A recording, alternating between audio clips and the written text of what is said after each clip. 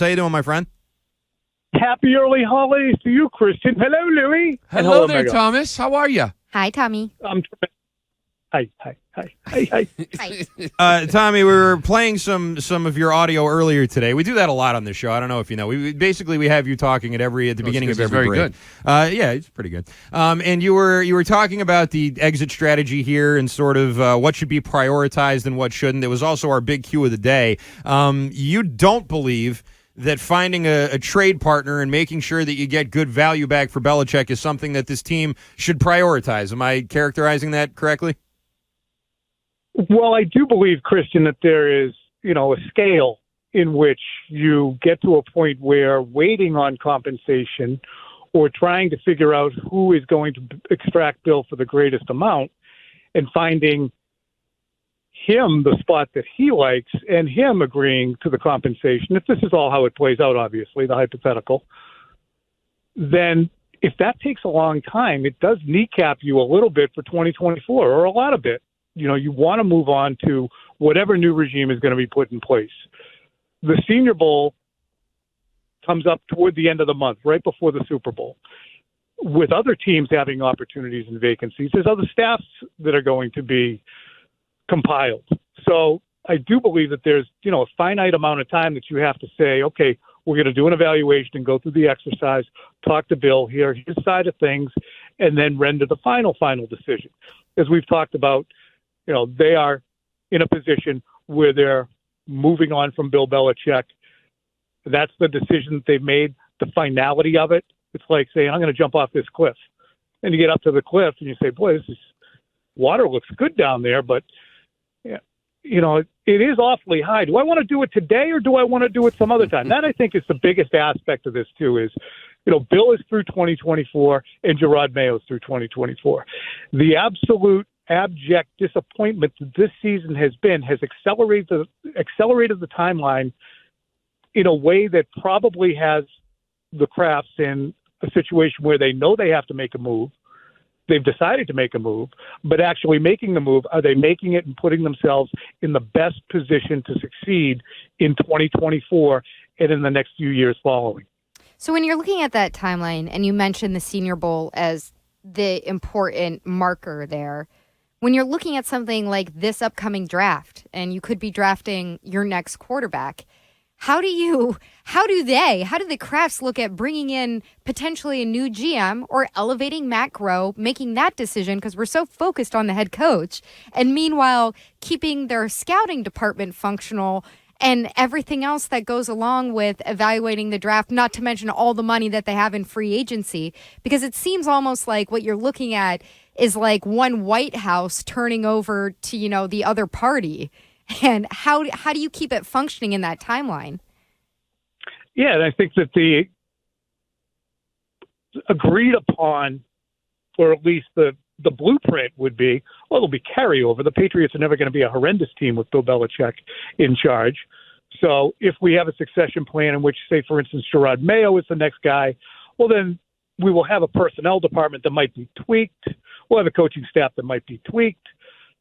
But we don't necessarily have to go full bore with a total house cleaning with the new guy. And I would imagine that there's more going to be a triangle of authority type situation going forward. The Crafts have had 25 years of a very experienced coach who had been a head coach previously, who came in. I would imagine if, say, for instance, it is Gerard Mayo, I don't think that he would be the same major domo figure that Bill is. But you're right. There is a lot to plow through. With most teams, when they make a decision and a switch, all the scouting that you've done for the previous 4 months of the college season, 6 months, is proprietary. That stays with the team. So generally speaking, you see scouting staffs and personnel departments generally stay through the draft. That's what happened with Bobby Greer way back in 2000. Stayed through the draft. He was the GM, but was there just to kind of point at, yeah, this is what we saw in this kid, this is what we saw in that kid. Bill was making the decisions. Hey, Tom, I saw Ben Volen today say that he just came out and said Bill Belichick doesn't want to leave. Is there a chance that because he doesn't want to leave, because I don't want him picking the players, would he ever stay on as coach and stay away from the personnel department? Can he do that? Would that ever work? I'm not surprised that he doesn't want to leave. He's been here all of his adult life. And I would totally believe, too, Lou, that Bill Belichick is aghast at what has happened and would like a chance to right the ship from this season. Now, the direction that it's been on was preset, and it's been a direction that they've been on for a couple of years, especially since their first bite at the apple and the rebuild in 2021 plainly didn't take, and 22 just made it worse. But if Bill wants to convince them that I'm going to stay, well, who's your GM? Who's the personnel guy? Because Matt Groh, growing up in the Bill, and this is why the Patriots' kind of incestuous way of doing things has worked really well for a while, but now what are the novel ideas? Who's in charge? Is it Elliott Wolf instead of Matt Groh? Who would be the person in charge? And would they be supplying players that Bill would say, well, what does this guy do? Well, what am I supposed to do with this guy? Yeah. It's not the kind of guy I want. You know, Matt Groh has been emboldened by Bill, I think, and he's at least said so at the podium, that decisions were made, but I don't think Matt Groh is just ripping pitches out of the, over the left field wall at this juncture, especially the 22 draft. We've seen good players, absolutely. Marcus Jones and Christian Gonzalez, Christian Barmore. Phil and I had a list of the top 20 players on the team right now, but about 7 of them have expiring contracts. So you're down to 13, and the top players and the bottom players are not that far apart in terms of skill. Barmore and Gonzalez, we both agree were the 2 best players, and Judon right behind. All 3 defensive players. You didn't get to an offensive guy until you got Trent Brown, Mike Onwenu, both of whom have expiring contracts, and then behind him it's Hunter Henry, expiring contract. So there's a lot for this team to do. It's a lot to do, but they have the money to do it, Tom. So in terms of free agents and retaining their own free agents, how many of those names that you just sort of rattled off do you think are going to be high priorities, if any of them? Phil made a great point when he said that Bill has always believed, and we've heard this before, it's really helpful when your best players are your hardest workers and most committed to the program. I look at Jabril Peppers. I look at Hunter Henry. I look at Onwenu. Trent Brown. Some of those players. Yeah, right. Jabril Peppers is enough, but you're right. So your Hunter Henrys, your Mike Onwenus, those are guys who do the job, it seems to me, exactly the way Bill would like it done. Is Kendrick Bourne one of those guys? He's still a talented player. He's got an expiring contract. Do you want to bring him back? He's a productive player. Is he somebody who's going to fit well with whatever you plan to do? So, and that's the interesting thing as well. I don't know. I plain don't know whether or not any direction has been given to Bill to, hey, let's hold off on any roster decisions here. Let's just, slow play any free agents. We'll worry about that later. My inclination is no.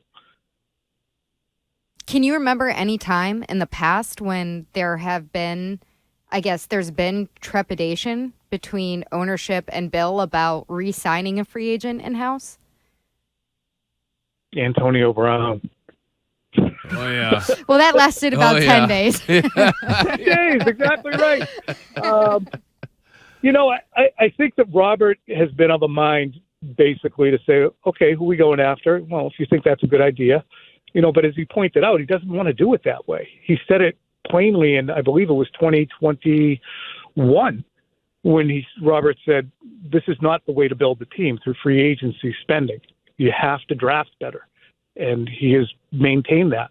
We don't want to build the team through free agency. We need to do it through the draft.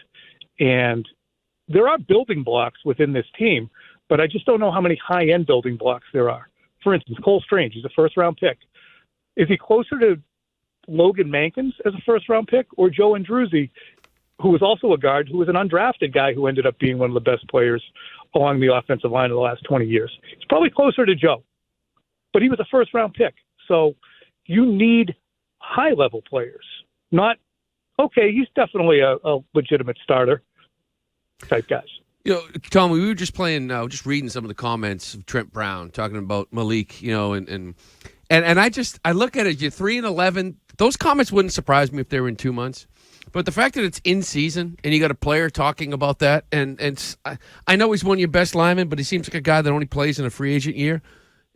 Could Bill just sit there and like the last 3 weeks, like you're done. Like I'm not playing you. Like I don't need you. We're 3-11. Yeah, you're our best lineman. Whatever. We're gonna lose every week anyways. And just sort of like this is gonna be it. Not deal maybe with comments going against him. But that's the uncomfortable position that the Patriots have found themselves in. They have to make allowances for players that they would have turned their nose up to otherwise or dismissed outright. Yeah, in the past, he'd be gone, right? Because they got other guys. Yeah, the overall quality of the run. We still got to play a game here. Why is J.C. Jackson, signed after the Chargers released him? Because they needed a cornerback, and they knew him. Why will Trent Brown most definitely not see limitation? In my estimation, I can't say most definitely. Connor McDermott has a concussion. His backup might not be able to play. You're going to be in prime time. If you want to stick around and you know that you're already well behind in the process to convincing ownership that you're going to, you can't just put a mannequin out at left tackle against a team that loves to blitz.